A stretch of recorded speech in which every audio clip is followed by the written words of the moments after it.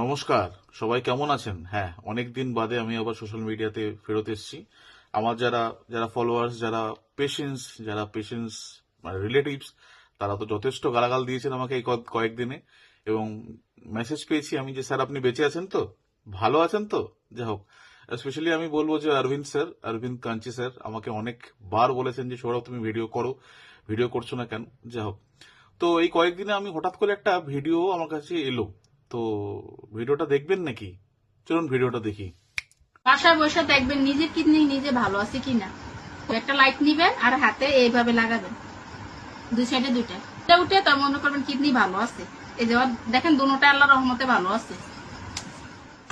হুম, ভিডিওটা দেখলেন যে কিভাবে কিডনিতে রোগ হয়েছে কিনা বা কিডনির কোনো প্রবলেম হয়েছে কিনা, যে বাল্ব দিয়ে দেখছেন। না না, আপনাদের বাল্ব ঠাব দিয়ে দেখতে হবে না।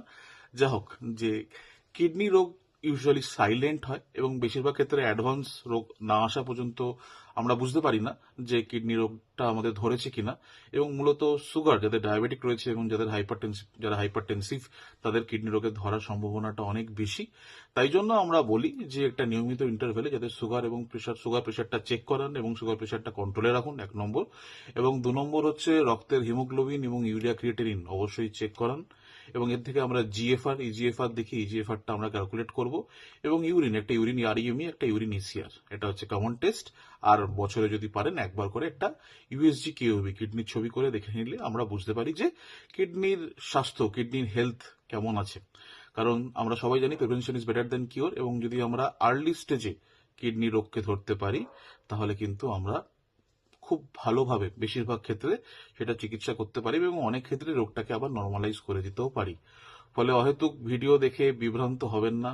আমি জানি অনেকেই ভাবছেন যে, হাসছেন যে এই ডাক্তারবাবু কি ভিডিও বলছেন, কিন্তু এরকম অনেক ভিডিও মানে শয়ে শয়ে ভিডিও আমি দেখেছি। অমুক পাতার ওষুধ খেয়ে অমুক পাতা খান, অমুক জিনিস বেটে খান, অমুক ট্যাবলেট খেয়ে নিন, কিডনি ক্রিয়েটিনিন নর্মাল হয়ে যাবে, ঠিক আছে, কিডনি রোগ কমে যাবে, অমুক থেরাপি অমুক। তো বিশ্বাস করুন, এইসবে ভুলভাল জিনিসে যাবেন না। যদি, বারবার করে বললাম, যদি প্রেশার থাকে, সুগার থাকে, সেগুলোকে দেখুন, সেগুলো কন্ট্রোল করুন, এবং যে রিপোর্টস গুলো বললাম সেগুলো দেখে যদি কোনো অ্যাবনর্মালিটিস থাকে, তাহলে কিডনি বিশেষজ্ঞর কাছে এসে সঠিকভাবে জানুন।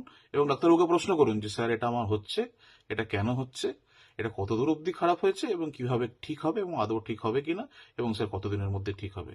নমস্কার, দেখা হবে নেক্সট ভিডিওতে।